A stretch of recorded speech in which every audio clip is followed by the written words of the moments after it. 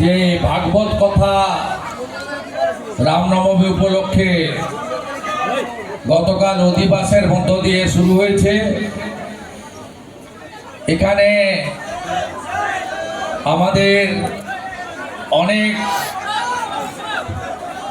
সতীর্থরা আছেন। আমার ভাতৃপ্রতিম কাউন্সিলর মহোদয়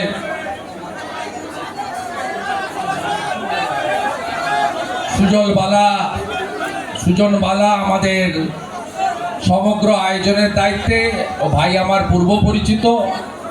আমার আজকে বেথুয়াতে একটি কর্মসূচি ছিল, আমি এখান থেকে আমাদের ছোট্ট শিশুকন্যা অস্মিতার বাড়িতেও যাব।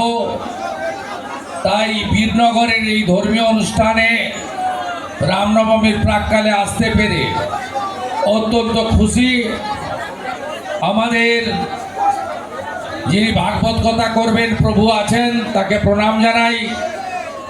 যারা ভজন কীর্তন করছেন তাদের শ্রদ্ধা জানাই। পুরোহিত বৃন্দকে শ্রদ্ধা জানাই। বিধানদা সহ, পার্থসারথী চ্যাটার্জি সহ, অসীম বিশ্বাস সহ, বঙ্কিম ঘোষ সহ সমস্ত সহকর্মীদেরকেও শুভেচ্ছা জ্ঞাপন করি।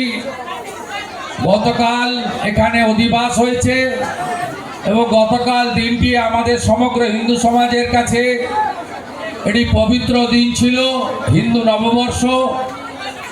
কালকে এই আর্য সমাজের প্রতিষ্ঠা দিবস ছিল। রাজা বিক্রমাদিত্য রাজ্যাভিষেক, মহারাজা রামচন্দ্রের রাজ্যাভিষেক। তাই কালকে দিনে এখানে এই ভাগবত কথা এবং রামনবমী উপলক্ষে যে 7 দিন ব্যাপী আমাদের এখানে অনুষ্ঠান হবে সনাতনী রীতিনীতি মেনে, তার সূচনা। আমি আপনাদের সকলকে ধন্যবাদ জানিয়ে আমি কার্ডটা আয়োজকদের আমন্ত্রণটা পড়ছিলাম।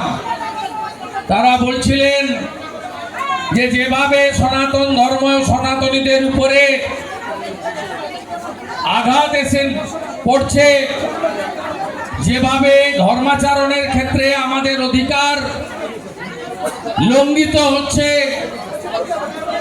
তার জন্য আমরা সমস্ত সনাতনীদের জাতপাত রাজনীতির ঊর্ধ্বে উঠে গেরুয়া পতাকার তলে, আমাদের ধ্বজের তলে, আমাদের ভাগবত গীতাকে মাথায় রেখে, রাধা মাধবকে সাক্ষী রেখে, তুলসী রানীকে প্রতিষ্ঠা করে আমরা ঐক্যবদ্ধ হব।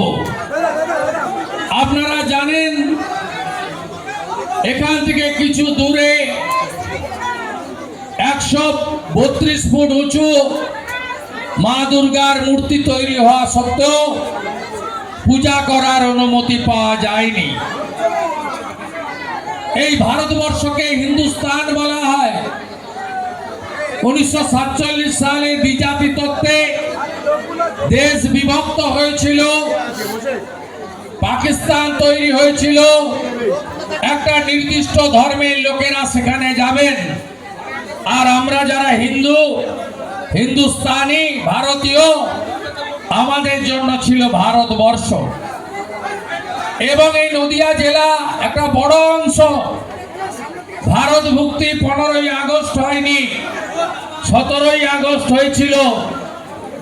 ডক্টর শ্যামাপ্রসাদ মুখার্জি কৃষ্ণনগরের মহারাজার প্রচেষ্টায় আমরা এই অতীতগুলো যেন ভুলে না যাই। আধুনিকতার ছোঁয়ায় চাপ আর রাজনীতিতে আমরা ধর্ম প্রায় ভুলে গেছিলাম। তাই ধর্মকে বাঁচিয়ে রাখার দায়িত্ব আমাদের। এখানে আমাদের ধর্মগ্রন্থগুলি আছে, তার মধ্যে গীতা রয়েছে। গীতাতে একটা লাইন আছে, ধর্ম রক্ষতি রক্ষিত। ধর্ম রক্ষা করার দায়িত্বটা সবার। আমরা অনেকেই বাংলাদেশের সঙ্গে সংশ্লিষ্ট। আমরা আমাদের হিন্দু ধর্ম পালন করতে না পেরে ধর্ম পরিবর্তন করার মতো আত্মসমর্পণ না করে আমরা এক কাপড়ে ভারতে চলে এসেছি। আমার মাও বরিশাল থেকে পালিয়ে এসেছে তার পিতৃদেবের হাত ধরে বাঁচার জন্য, ধর্ম রক্ষা করার জন্য। জমি বাড়ি সব ফেলে দিয়ে আপনাদের এখানেও হাজার হাজার আছেন। ঠাকুর হরিচাঁদ ঠাকুর, ঠাকুর গুরুচাঁদ ঠাকুর মতুয়া সমাজ তৈরি করেছিলেন শুধু ধর্ম পরিবর্তনের হাত থেকে সনাতনীদের বাঁচানোর জন্য। তাই আজকে সময় এসেছে সনাতনীদের ঐক্যবদ্ধ হওয়ার। বাংলাদেশে 600 মন্দির ভেঙেছে, কি অপরাধ সেখানকার সনাতনীদের? আমরা কেন দুর্গা পূজায় আক্রান্ত হই, কেন লক্ষ্মী পুজোয় আক্রান্ত হই, কেন বেলডাঙ্গায় কার্তিক পুজোয় আমরা আক্রান্ত হই, কেন আমরা সরস্বতী পুজোয় এই জেলারই হরিণঘাটার নগর উখড়াতে সরস্বতী পুজো করা যাবে না? স্কুলে গিয়ে কিছু প্রভাবশালী লোকেরা যারা অন্য ধর্ম পালন করেন তারা রাজনীতির সেন্টার নিয়ে বলে আসেন যে এখানে বাগদেবীর আরাধনা হবে না। এ বাংলা তো আমাদের ছিল না, এই বাংলার পরিবর্তন কেন হচ্ছে? তাই ধর্ম কথা শুধু নয়, নিজেদের মধ্যে একতার প্রয়োজন আছে। আমরা জাতপাত রাজনীতিতে বিভক্ত, এই সুযোগ অন্যরা নিচ্ছে। আমরা ভাষাতে বিভক্ত, এই সুযোগ অন্যরা নিচ্ছে। তাই গোরখপুর মহন্ত পীঠের মহারাজ, আমি তার রাজনীতির পরিচয় এখানে নাই বা দিলাম, যোগী আদিত্যনাথজি সমগ্র সনাতন সমাজকে ঐক্যবদ্ধ হওয়ার ডাক দিয়েছেন। তার ডাকে ভারতবর্ষের বহু রাজ্য সামিল হচ্ছে। আজকে চিন্ময় কৃষ্ণ প্রভু তিনি কি সন্ত্রাসবাদী? তিনি একজন বৈষ্ণব সন্ন্যাসী। বৈষ্ণবরা কিভাবে কৃচ্ছ সাধন করে কষ্টে জীবন যাপন করেন নিয়ম মেনে আপনারা জানেন।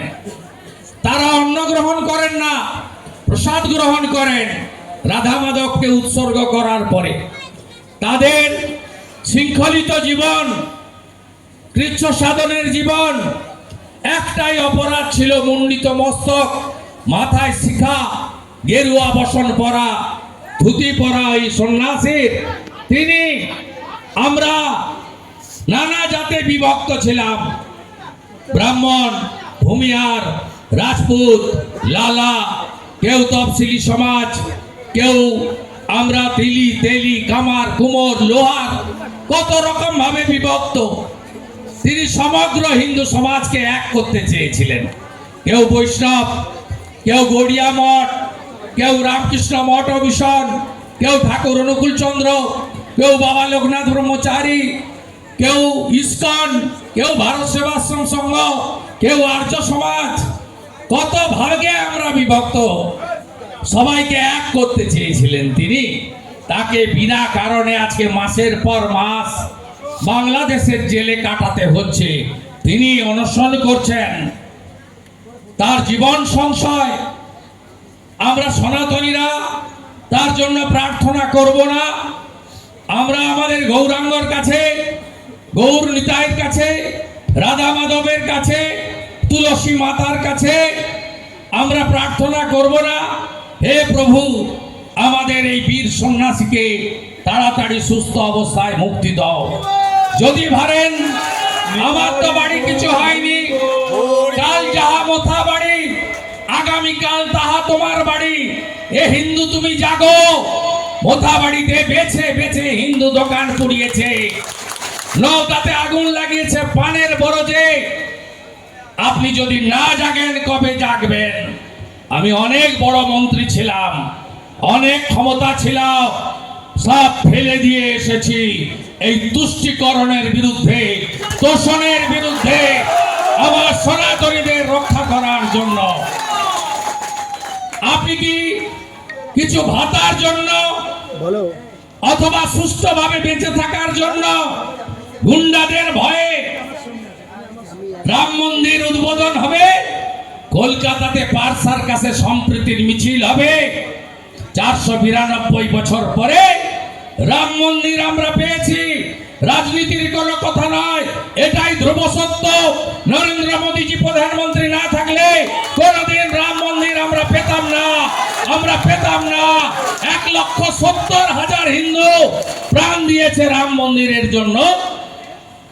66 কোটি হিন্দু স্নান করেছে 144 বছর পরে প্রয়াগরাজের ত্রিবেণী সঙ্গমে। আমিও স্নান করেছি, আপনারাও অনেকে স্নান করেছেন। যারা যেতে পারেননি জল এনে মাথায় ছিটিয়েছেন। মহাকুম্ভের পুণ্য স্নান, এক হয়েছে হিন্দুস্তান। আমাদের প্রশাসনিক কর্তৃক বিধানসভায় দাঁড়িয়ে বলবেন ওটা মহাকুম্ভ নয়, মৃত্যু কুম্ভ। আপনি মেনে নেবেন? আপনি না হিন্দু, আপনি প্রতিবাদ করবেন না? অন্য ধর্মের মিলন নিয়ে বলতে পারবেন? আপনি পারবেন না। তাই জাগো হিন্দু, আর ঘুমিয়ে থেকো না, সব যাবে। বাংলাদেশে সব গেছে। ধুতি পরা নিষিদ্ধ, কপালে চন্দন মাখা নিষিদ্ধ, গলায় তুলসী রাখা নিষিদ্ধ, মায়েদের শাখা পলা সিঁদুর পরা নিষিদ্ধ।